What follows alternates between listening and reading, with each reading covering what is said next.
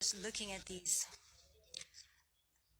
there were times during the past 2 years when I too felt bewildered and troubled. But still, here we have people who cry out, let's live on, let's make the best of this moment. Because we can't stand still when we are in the ideal time of our lives to take on new challenges. It wasn't as if we could blame anyone, and you must have felt the frustration. Here I'm the same as I was yesterday, but the world changed like we were transported in a flash to a parallel world. I was saddened to hear that entrance and graduation ceremonies had to be cancelled. These are moments in life you want to celebrate, and missing out on them must have been upsetting. We were heartbroken when our long planned concert tours were cancelled, and for a while we yearned for the moments we wanted to make complete.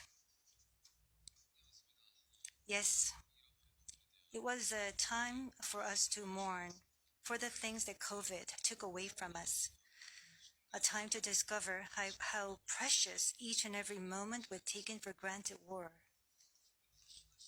Suga mentioned the precious things we taken for granted, and lots of people answered our question by sharing pictures of their precious moments.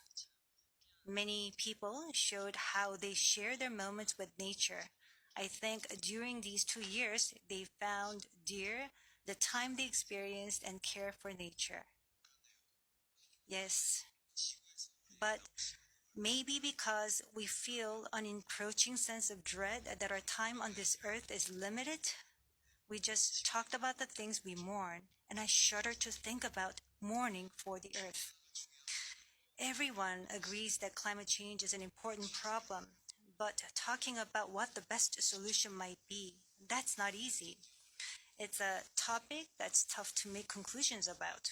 Yes, it is a tough discussion, but I learned while preparing for today that there are many young people who have an interest in environmental issues and choose it as their field of study.